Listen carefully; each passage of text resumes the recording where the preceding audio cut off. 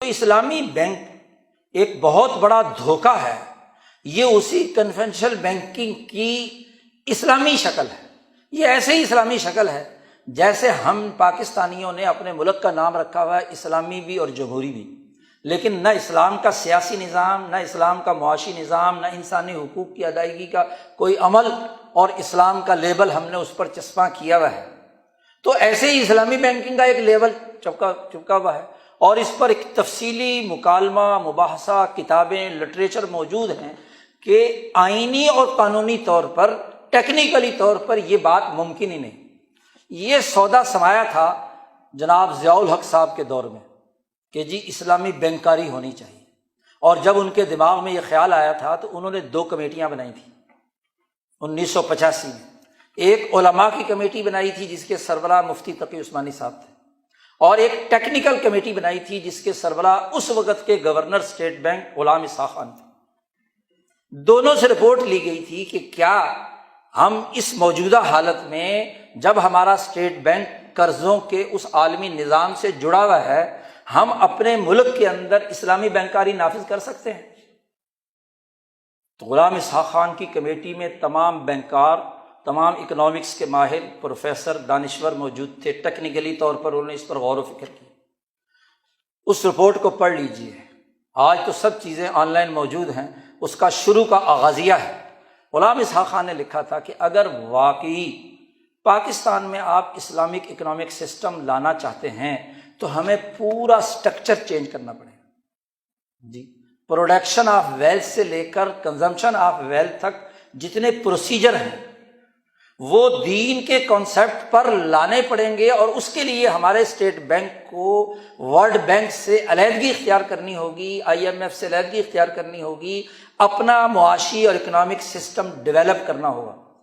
اگر یہ کرنے کی سکت ہے تو پھر تو آپ یہ بھاری پتھر اٹھائیں، ورنہ پورے اکنامک سسٹم میں جہاں پروڈکشن آف ویلتھ کیپٹلزم کی بنیاد پر ہے، ڈسٹریبیوشن اس کی بنیاد پر ہے، کنزمپشن اس کی بنیاد پر ہے، صرف تبادلہ دولت، اور تبادلہ دولت میں سے بھی صرف زر،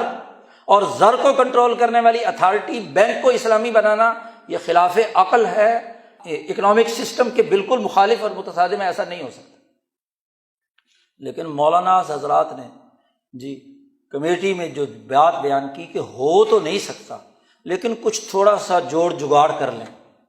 تو انہوں نے جی کہا ہو تو نہیں سکتا جب تک مکمل نظام نہ ہو، لیکن چلو جی ہم اسلام کی طرف سفر کرتے ہیں، اور سفر کرنے کے نام پر انہوں نے کچھ تجویزیں کی، ہیلے بنائے، یہ مرابحہ، مزاربت اور اجارہ، بیع معجل کے نام پر ہیلے بنا کر کہا کہ ہم اس کو کچھ نہ کچھ اسلامی بنانے کی کوشش کرتے ہیں۔ اور وہ رپورٹ جب بینک کے پاس گئی، وزارت خزانہ کے پاس گئی اور ضیاء الحق صاحب کے سامنے گئی، تو انہوں نے اسحاق خان کی رپورٹ کو تو ایک طرف رکھ دیا، کیونکہ ہم نے اس وقت اسلام کھیلنا تھا۔ افغانستان کی لڑائی ہو رہی تھی، وہاں ہمیں ضرورت تھی امریکہ کے مقاصد کو پورا کرنے کے لیے روس کے مقابلے میں مسلمانوں کو استعمال کرنے کی، تو اسلام کا نعرہ لگانا تھا، اسلام کے معاشی نظام کی بات کرنی تھی۔ انہوں نے کہا کہ وہ جو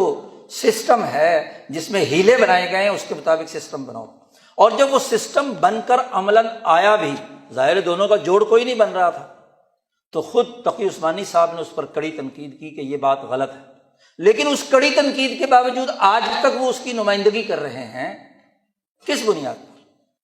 تو بات یہ ہے کہ اسلامی بینکنگ ہو یا کنونشنل بینکنگ ہو، دونوں کی دونوں دراصل اس عالمی قرضوں کی معیشت کے نظام کے ساتھ وابستہ ہے۔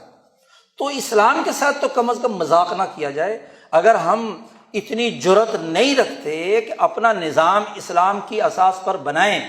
تو کم از کم اسلام سے مذاق کرنا تو چھوڑ دیں۔ اسلام کے نام پر ہم بینکنگ کی وجہ سے سادہ مسلمانوں کو بیوقوف بنائیں، اور کام وہی کریں جو روایتی بینکنگ کر رہے ہیں، کام وہی کریں قرضوں کو سود پر چڑھانے کا، اس کا نام بدل لیا جائے۔ نبی اکرم صلی اللہ علیہ وسلم نے فرمایا تھا کہ آخر زمانے میں ایسے لوگ ہوں گے کہ جو سود کو جائز بنانے کے ہیلے کریں گے، اور ان ہیلوں کے ذریعے سے لوگوں کو بیوقوف بنائیں گے۔ آج یہ کام ہمارے ساتھ پچھلے 75 سال سے ہو رہا ہے۔ ہمیں علمی طور پر اگر ہم واقعی اسلامی نظام کی طرف آنا چاہتے ہیں تو اس کے بنیادی پرنسپلز اختیار کرنے ہوں گے، اور نہیں تو ہم علمی دنیا میں بطور تھیری کے تو اس کو سمجھے، ٹھیک ہے ہم میں سے ہر آدمی یہ تبدیلی نہیں کر سکتا، لیکن علمی دنیا میں مکالمہ تو ہو، اسلام کا ایک مکمل اکنامک سسٹم تو ہمارے سامنے آئے، پوائنٹ آف ویو تو واضح ہو، اس کی اساس پر ہم کوئی نظریہ تو رکھیں، اسلام کے ساتھ کھلواڑ اور مذاق نہ کریں۔ آج ضرورت ہے کہ ہم دین اسلام کی بنیادی اساسی تعلیمات جو عقلی بھی ہیں،